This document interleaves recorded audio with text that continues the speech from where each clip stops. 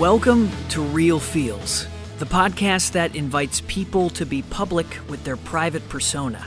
In a world where we are constantly redefining what it means to be a man, I'd like to take some time to find out who we are, who we aim to be, and the space in between. I'm your host, Brad Gage.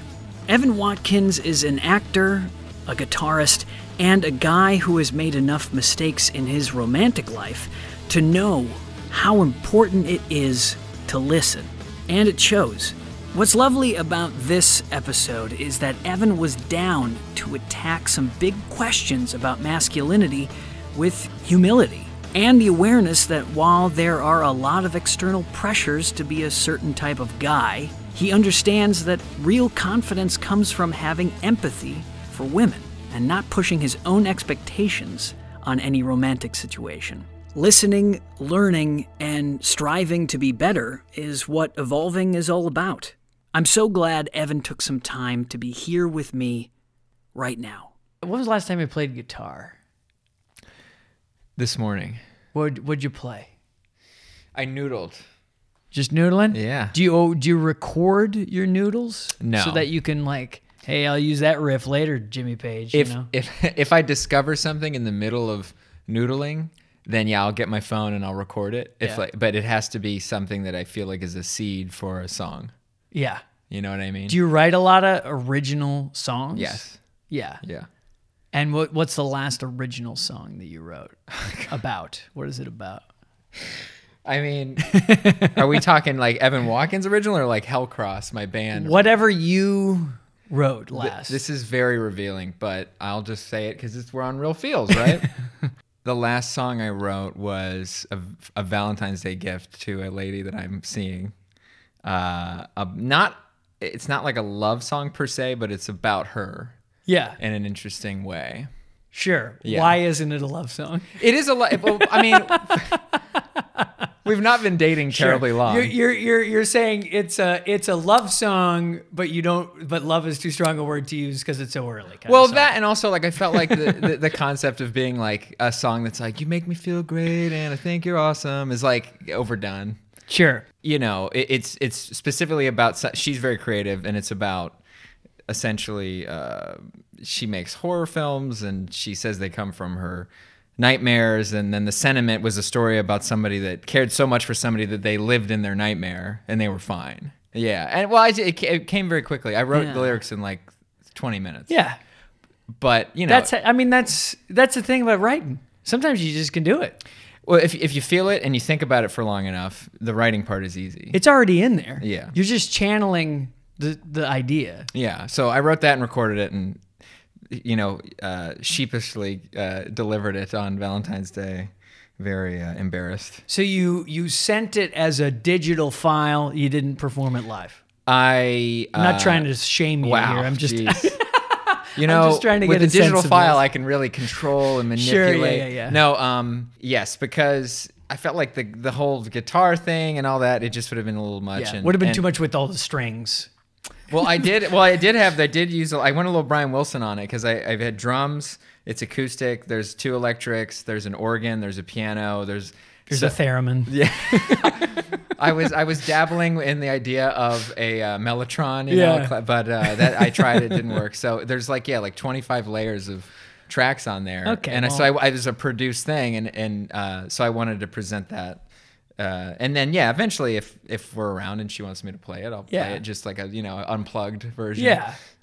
Eric Clapton. Yeah. It's going to be very different, but we're still going to recognize it. We'll recognize the melody, the intention. But so that's the last song that I wrote. But I keep writing stuff, and for the band I'm writing songs too. For my metal band Hellcross. I don't know. Check them out. You guys have a website? Hellcross.com with a K. Yeah, we did Hell Hell with an H. HE double hockey sticks. Yeah, we're a Canadian band. No, and we played the Viper Room like a year ago, and they spelled it Hellcross with a C, and it was like the most like Spinal Tap moment. Hellcross and Puppet Show. And that would be funny if another band that spells it like that shows up. There is another band. We were playing tonight. They're a Peruvian band or something. Do you feel like you've always had to express yourself artistically your whole life? Yeah, I think so. My brother and I were a bit of an anomaly in our family because my brother is 7 years older than me, and I'm the youngest of 5 from mixed. Like my mom had another marriage, and then my dad had another marriage, and then those daughters came together. And me and my brother, the only Brady Bunch situation. Exactly, Brady Bunch. But step by step, I'll age it up a little bit. Sure, step by step, so that people over 30 can get it. But you know, we grew up in Ohio, and my father was a football player. You know, he was in the Army for a spell. He was a coach, a principal, and overall a good guy, but stern. This is, he was born in 1940 in Ohio. Yeah. And he expected my brother and I to be athletes. So, they had me running track, and I was like, and then they had me trying to do wrestling, and I ended up dancing on the wrestling floor. My mom was like kind of laughing, and my dad was just like so embarrassed. It can turn into a dance. Well, you're grappling, and then you're just moving the feet. My mom said I did the moonwalk or something. So I think that there was something in there to where I appreciate sports, and I watch sports, and I play hockey later on in life just for fun, not competitively. I just enjoy it. But as a kid, I always felt like I don't get the point. I'd rather make stuff up, play with things, create things. And so, yeah, from a very young age, I think from the age of 8, my sister had a camcorder because she had a baby, and, they're much older than me. And so I took the camcorder. They never had any footage of the baby. And I would just make movies with my friends. And from that age on, from 8 or 9, I was like, I got to do something in this world for a career. What did you make? Like little sketches and stuff? It waffled between stop motion, animation. My mom and dad got divorced, and me and my brother and my mom moved away to our own place, and my mom was working a lot because she was supporting us. And this is back when helicopter parents weren't really a thing so much. So I would get left alone, at the age of 7 or 8 for many hours. And I didn't do anything terrible. Latchkey kids, as John Mulaney talks about. Yes. Yes. And so what I would do is I would go home, eat Pringles. So I got a little chubby eventually.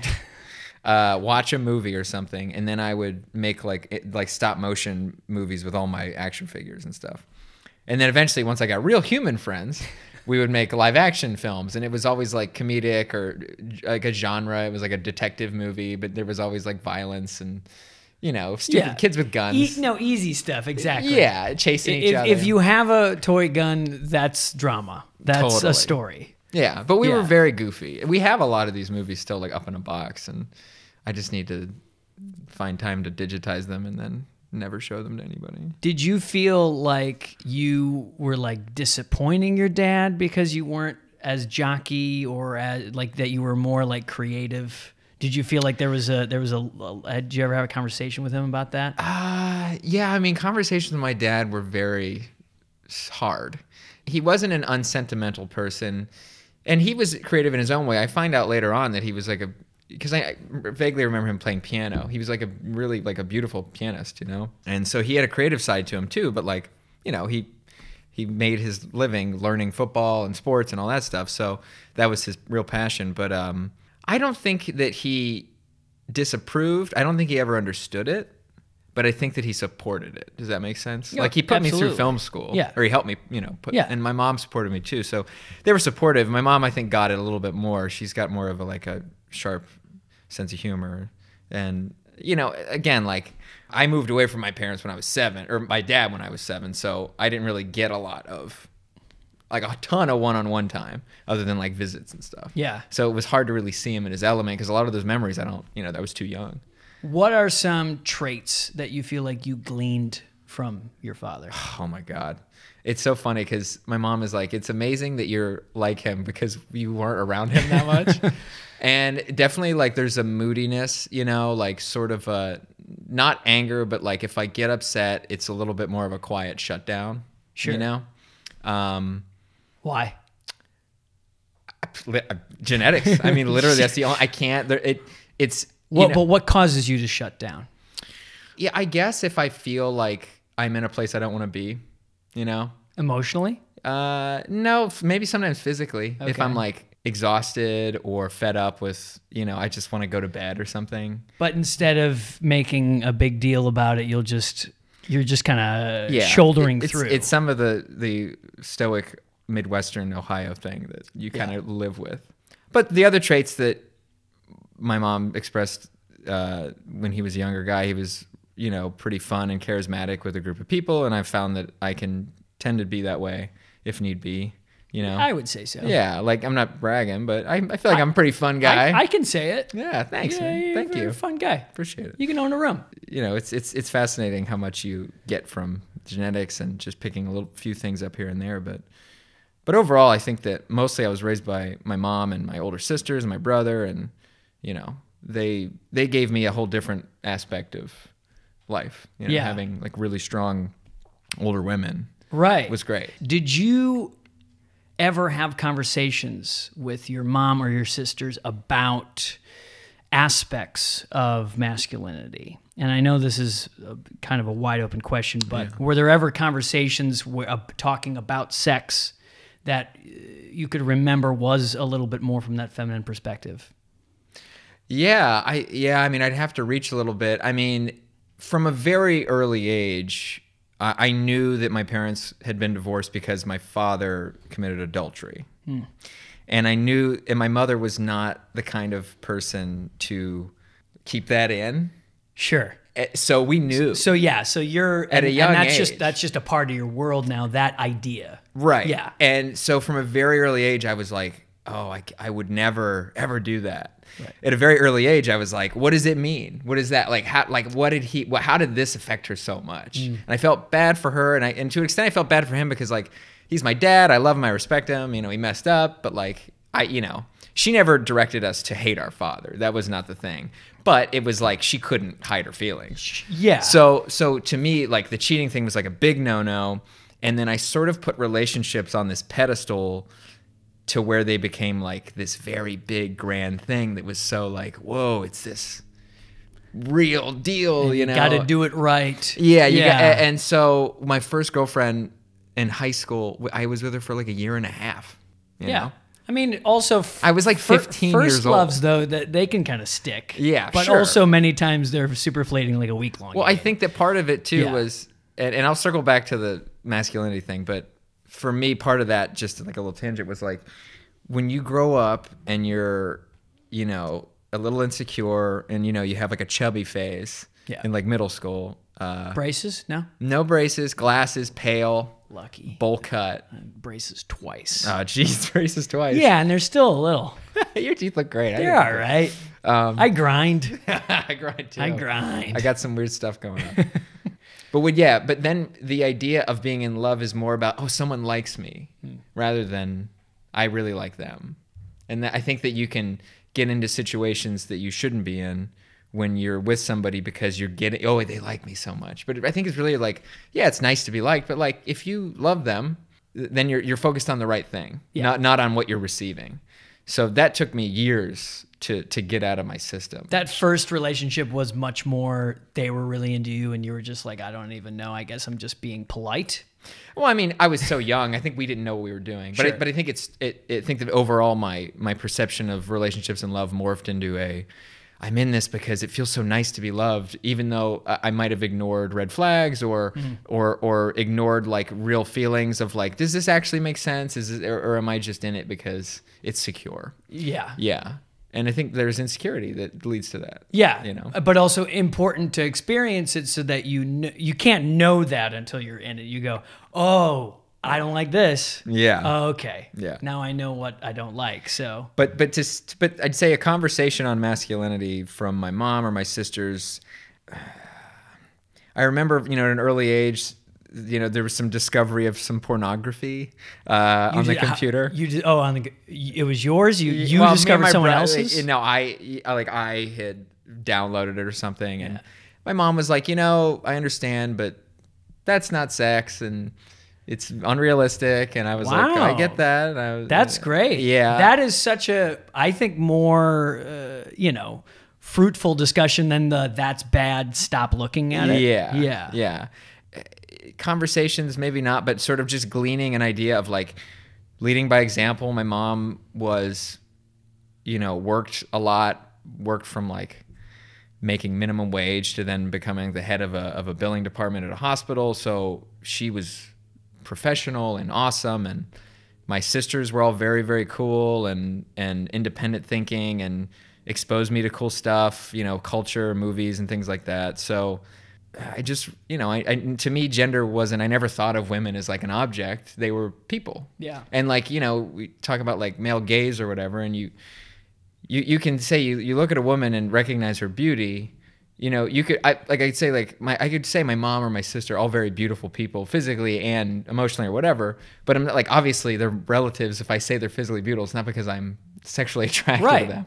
So I think there's an appreciation. There's got to be a way to be able to see somebody and say, man, they're beautiful, but not make it creepy or weird. And I think I learned some of that at a young age to be like, yeah, like they're humans. They're in my life. They're great.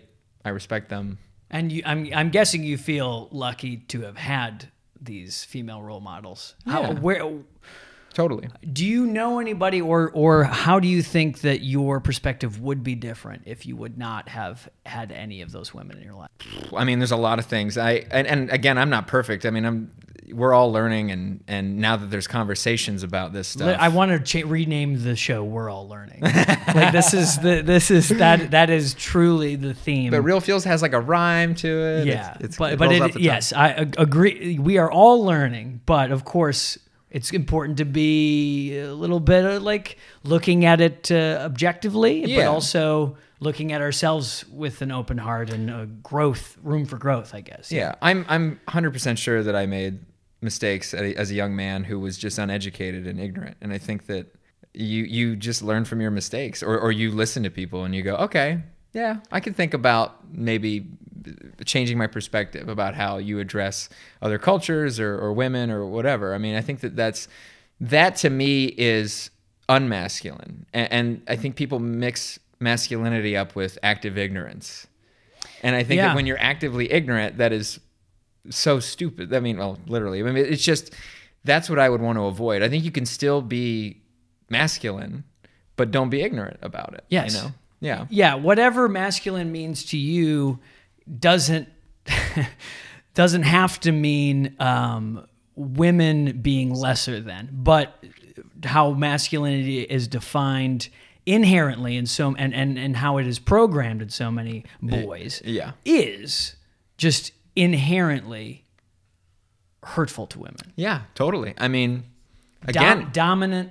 And the reason why words like gay, fairy, like a girl, all this stuff, those are all bad. Mm-hmm. Those are all, we say those things to men because they hurt them, because being like that is bad. Being feminine is bad. Women are bad. I remember, I was born in 87, so the word gay meant like, that's lame. Yes. When you were in middle school and high school, it was like, oh, dude, that's so gay. And then you go to college and you meet actual gay people, because in high school, if you did, a lot of them were too afraid to come out because they were monsters. Midwest. Oh yeah. There was one gay kid at my whole school that I knew about. Yeah. And it was and he just had to really lean into it so that everyone was like, oh, okay. Mm-hmm. Anybody who was not like more flamboyant, just like no one would know what to do with that person. Right. And it is true. It's you're raised by, hopefully good parents. Some parents give you terrible things you have to break a cycle of. Yeah. Which they don't know are necessarily bad. Yeah. That's just they're ignorant again. Ignorant, conditioned. It's so like ignorant too is like, they don't know. Exactly. I guess that is what it is. Or is it not though? Is ignorant a little more active though? Well, I think that not wanting to or not being open. I think there's. I think active ignorance is seeing that it's out there and going, I don't want to change my life. Yes. And a lot of times when you get older, you don't want to change your life. I'm just thankful that because I had a creative outlet and I avoided this sort of churning man mill of organized sports. It is. Which can be great for some people. There's a reason they call it locker room talk. Exactly. And we all know what that means. Very specific. President Trump. But it's a specific type of talk that is more prevalent. Yeah. you know, I ended up doing theater and videography classes like all through high school, and I was exposed to great teachers who expand your mind. You work with other women, and they make you work with them as equals. And if you have half a brain and you work with some of these women, you're like, man, they're smarter than I am. And if you're open to that, then you realize like, oh, it's, you know, I'm not just better because I was born with a dick. Yeah. And not having an ego about someone who's different than you being better at things than you. Yeah. That is such an okay thing, because there's enough for everybody. There's enough to go around for everyone. It's something through some of the books I've been reading right now about just the relationship, the generations-long relationship, and how men look at sex as something that is deserved by them, and women are just kind of looking for it as a connection. Yeah. These are general terms, but that is kind of the root of a lot of the violence and how it can feel very invasive. I think a lot about moments in my past where we weren't talking about this to the same level, and it's a friend doing something that's kind of uncomfortable, but you're allowing it, because for me it used to be, oh, well, I know that both of these people and the woman involved, you know, I don't want to step on her toes. Like she's a strong woman. She can, you know, stand up for herself if something's uncomfortable. But I think I've learned now, it's like, oh, but that's just not the case. And even if she can, it's not okay for it to just happen and for me to sit idly by. Yeah. Yeah. I think it's really tricky, especially when you're young. So young kids, keep an eye on this. Yeah. Because teenagers, for sure. Teenagers, early 20s. College, big time. Your spider sense has to be so finely attuned, because if it's two people flirting and you get a sense that like, oh, I feel like this is normal, right? Like, okay, cool. You're at a college, you're at a party, things happen, right? Yeah. And it's completely accepted on both parties. So you don't want to step in and be like, ho, don't get, and then they're like, hey, that's cool. We're like, I like this person. So I think you just have to be super like attuned to like is somebody giving you physical vibes like that they don't want this to happen? Is a woman walking away a bunch and then he's following her? Yeah. Like that's a good one. Oh my God. I mean, if I saw that, I would definitely be like, but hey. I would say that now too, but I know I've seen it and I know I haven't done anything about it in the past. And while it didn't maybe necessarily turn into something really bad in that case, like I see that and I use it now as an example. I'm like, that moment, this pressuring, this like backing someone into a corner and like just badgering them is like, it's something that men do all the time, because they're thinking either this is someone I slept with before or someone who seems like they're interested in me. There's been a lot of research about how if a woman makes even a little bit of direct eye contact with a guy, like the percentage of men who think that means a flirtation compared to women is so vast. Yeah. Not a surprising thing. She's like scanning the room and she's like, oh shit, I accidentally looked at him. Now he's going to talk to me. Right. And women, all women we know have to think about that all the time. And look, if the guy says, hey, can I buy you a drink? And she goes, no. And then he's like, all right. And walks out. Fine. That's how it goes. That's how it should go. That's my policy. And I've been there before. I've been there where they've said no. I've been there where they said, yes, buy me a drink. Whatever, you know what I mean? It's you play the cards you're dealt with, and it's like, I think too, when you're young and you're so horny, every guy is so horny, and they're just, sex is such a thing. Well, they need to prove themselves through sex, right? Because that is such a big part of the social currency. It's a sport in a way, because it's like, oh, how many? And trust me, I'm no angel here. And I participate in it, absolutely. I've had one night stands that I'm sure I thought, you know, meant nothing, and maybe they thought it meant more.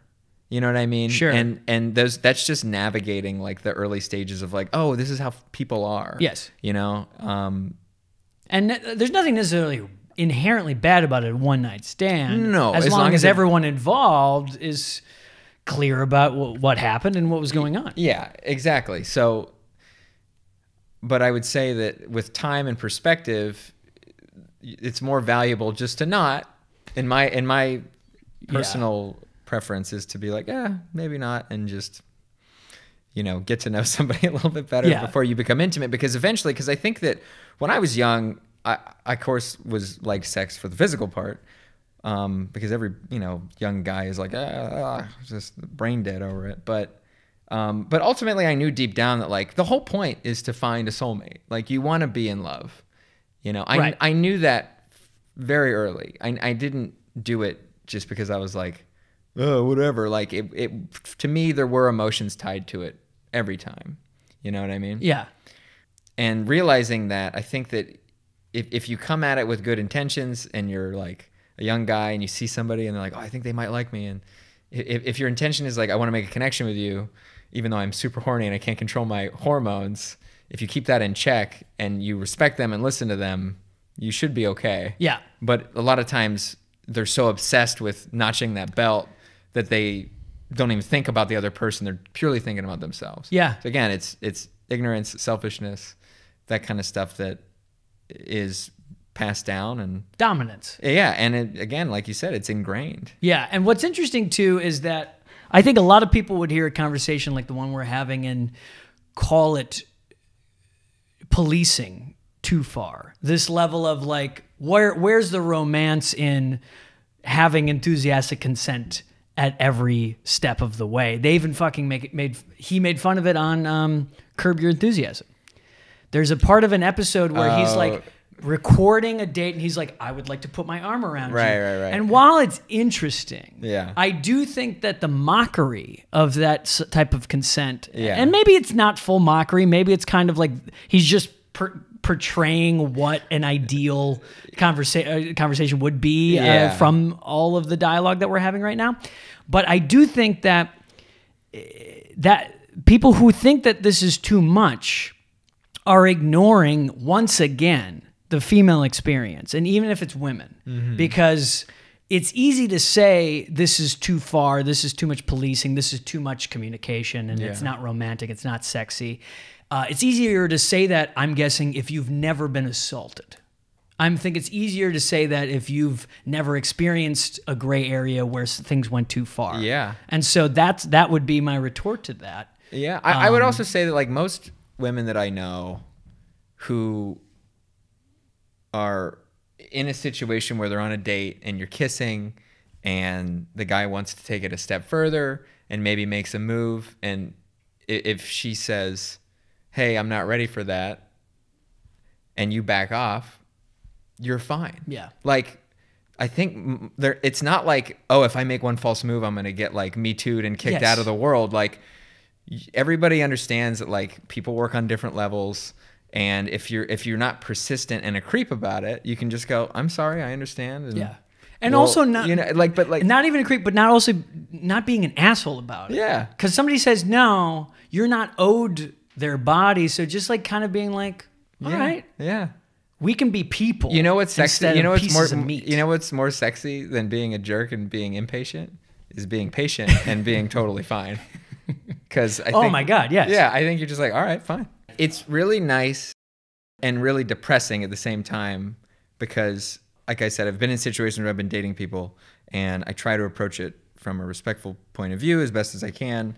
And women are like, I'm so surprised and you're so nice and I thought you'd be an asshole, or and I'm like, why is it surprising? Is it me? Do you look like do I look like? I guess I look like a complete fucking dipshit, but just common courtesy is a big surprise and involves fanfare. Like, I'm happy to do it, and I'll take praise. But it feels upsetting to me that just me being a decent human at a baseline level is so revered.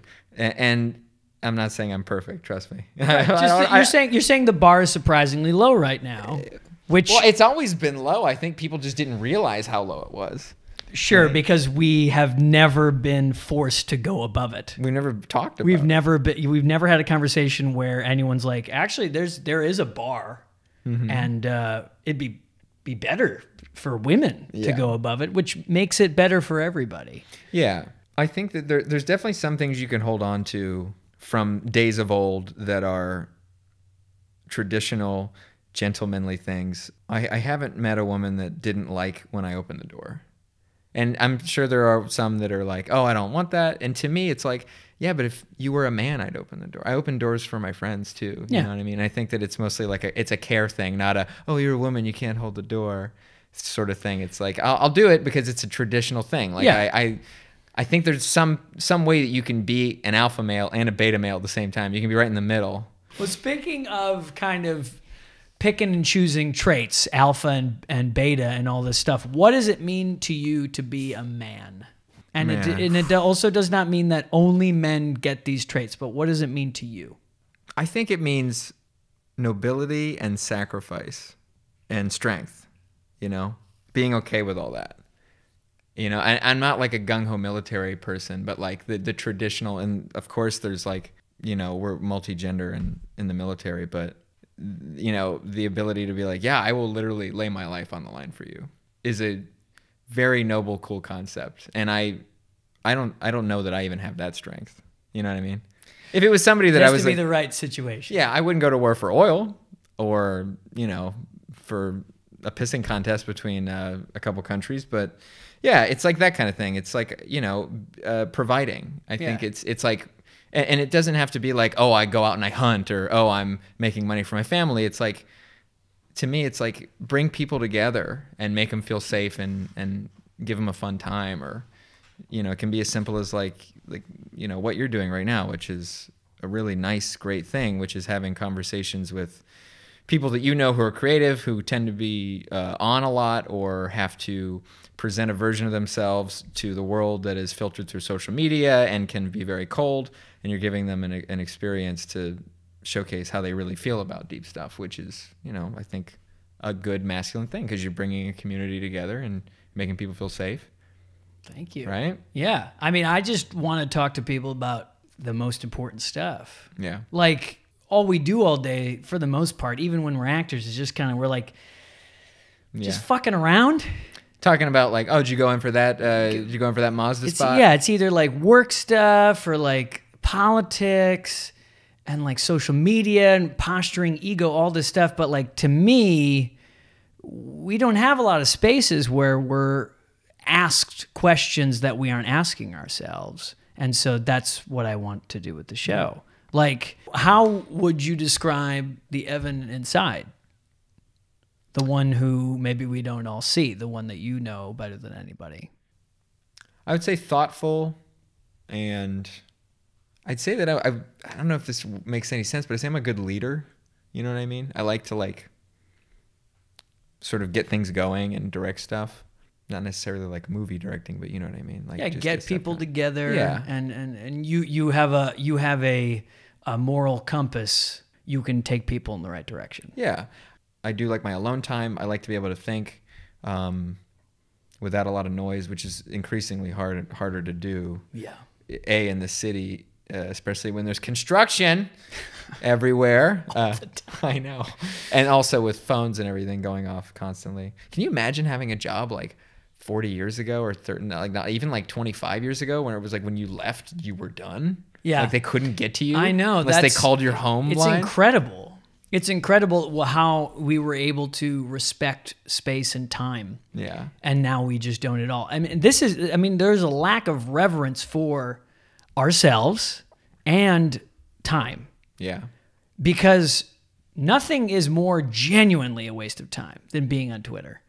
Like, it is not, I don't things know. are getting done. I get some news from Yeah, Twitter. sure. I know when there's a guy about to jump off a bridge. But like, you can get the news from other places. You can but it's a mindless scroll, and it's a true waste of time. And time is really the most important currency we have. You can never get it back. You can never get anything back. Yeah. So it is really interesting, how it used to be. But do you find time, or do you figure out ways to kind of give yourself a little bit of space for those moments? I'm getting better about it. I think this year especially, I made I wouldn't say a resolution, but Why wouldn't you say that?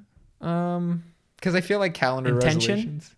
Yeah, It's an intention. Yeah, it's mostly just putting your mind to something and being like, I'm gonna try to make myself this way, or I'm just gonna do it. Fuck it, not try, Yoda. But like, I would judge myself so harshly if I wasn't constantly moving forward, because when you're writing and creating, every moment that you're not doing that, you're like, I could be getting better at writing or creating. I should be home right now, typing away, or researching, or actively thinking about the thing, right? Yeah. But what I found is that if you spend all those hours and minutes feeling guilty about the thing you're doing, your life's gonna pass you by and you're gonna feel like shit.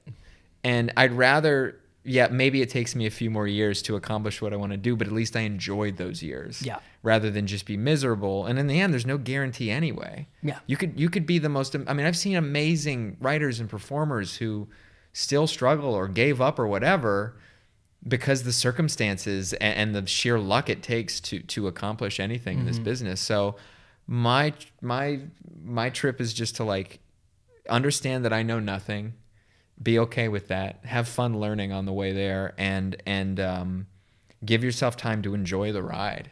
You know, so to me, it involves being with friends and listening to people and doing stuff that might get you out of your comfort zone so that you can be inspired later.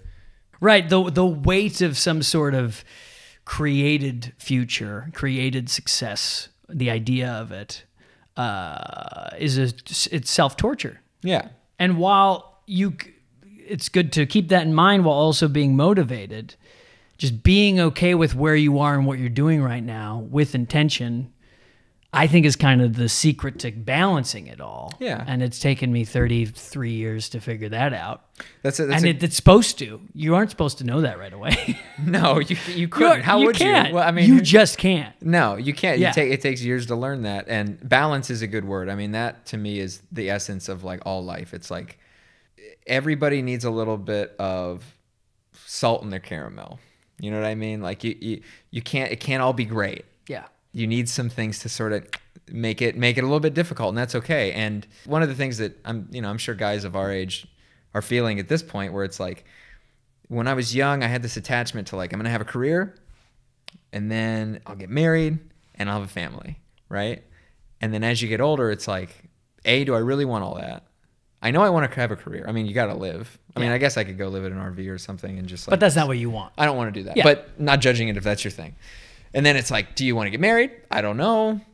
That's like, I would wait for the right person. Yeah. And then it's like having kids, climate change, blah, blah, blah. But then it's like the ability to do it. It's like you have to reach, it's something, there's a little bit of anxiety that I'm dealing with where it's like, I'm getting to that age where like, I thought I was going to be like climbing that ladder at this point, and I'm not. And accepting that, but also keeping an eye on like, all right, well, let's start thinking about how you would feel comfortable getting involved. Like, save up some money, invest or whatever, actually take like real steps to treat your life like your career like a business, and try to really go for it rather than like just hoping, just swinging in the dark. It's a lot of reaching. As a performer, I'm sure a lot of other professions are like this to a certain degree, but as an artist, performer, choosing this, you go in thinking, I will be found for my talent. I know I'm good. I'm going to work hard and make things with good people. Yeah. But it's not enough. You need to be a business. The exceptions to the rule are exceptions, but the spotlight is shown on them so bright that we all think that that's possible. Yeah. It doesn't have to be. It's okay to not have that.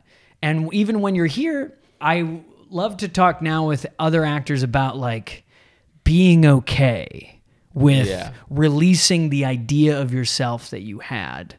And while that doesn't mean that you won't get where you want it to, it just means that like you don't need to be so fucking stressed all the time, because you're not where you thought you would be, because you just created that for yourself. Yeah, I think that there's this philosophical notion about detaching yourself from the result. Yeah. And when I was a kid, I was making movies, and they were probably the most creatively free things I'd ever done. As bad or as good as they may be, I didn't care where it was going.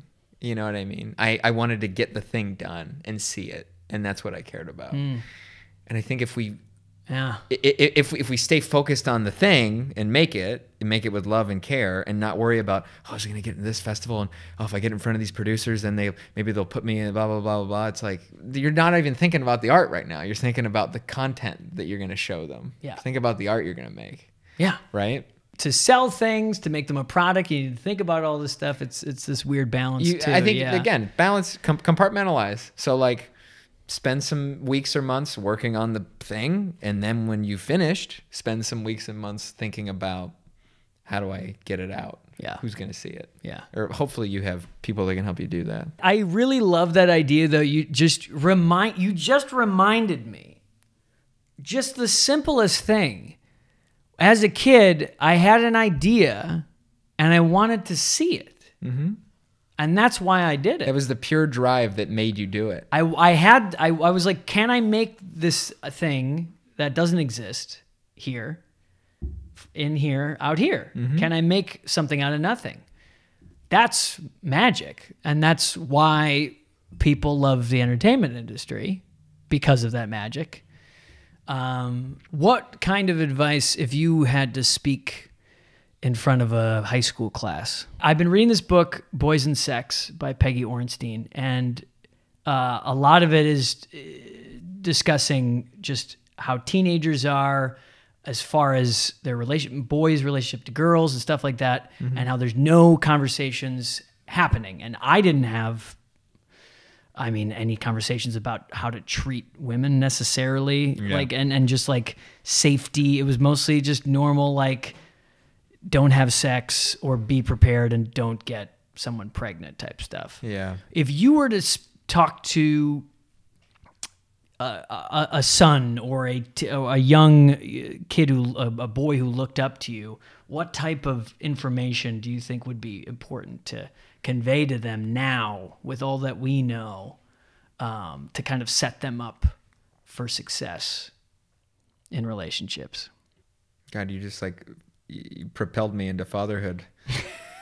Obviously, if we're speaking specifically about when a boy gets to an age to where sexuality becomes a thing. Yes. I wouldn't say that like sex is bad or to avoid it. I would say that just remember that it's a very intimate thing you're doing with somebody, and that, like you said before, it's not owed to you. Mm. You know what I mean? I think that's a really good point that I haven't heard it put in in those words, but that really does sum it up, where it's like, respect the person you're with. Nothing is owed to you. And, just remember, when you do that, you're sharing a part of yourself. You're taking a piece of them with you. So if that's what you want to do with that person, that's okay. Obviously be safe about it and all that other stuff, which hopefully would be like a given at this point. Mm-hmm. But they're just a human being. So try to apply the golden rule, respect them, What's interesting is golden rule has been a lot of what I just believe, and I say that, and I always agree with that as far as relationships. But what's interesting about this, what she says in this book, is not only golden rule, treat others how you want to be treated, but treating others how they want to be treated. Yeah. And which is, we got to give that some other sort of rule, the fucking diamond rule or something. Like because that's Platinum even rule. Better. That's empathetic and also thoughtful and kind. Yeah.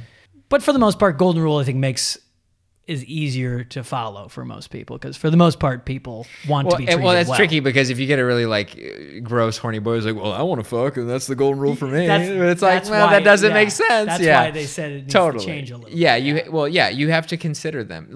Zoom out and see them as another human being. I remember I had this weird thought, when I was very young, because I'd known my brother since I was born. He'd always been in my life. He was my best friend, or he is my best friend still, but at that time, obviously. And I was 7 or 8 years old, and I got really emotional because I zoomed out of seeing him through my eyes, and I imagined him just on his own journey. I thought of him as a separate human from me. Does that make sense? Yeah. And I was all of a sudden very empathetic about every emotion that he had, every thought that he had, any issues he had that were different than mine, involving family or his life. And I thought about all that, and I was at a young age, I was like, holy shit, that's a crazy thing to think about. And it was a good thing because then Yeah. the next time I saw him, I was very fresh, like perspective on him. And I think that if you can do that with people, to zoom out and be like, how do I see them from overhead, not just what I want out of them or how they mean to me. What do they mean to the world at large? Yeah. You know, It's something you got to kind of train yourself to do, force yourself to do, because all we do every day is relate everything we see and experience to ourselves. yeah. And they're in my way, or this guy's taking forever at the counter. You know They're what I doing mean? this to hurt me. Exactly. When it has nothing to do with No. me. Yeah. No. We're all just like atoms bumping into each other. Yeah. You know? What is the most important thing in your life? Family.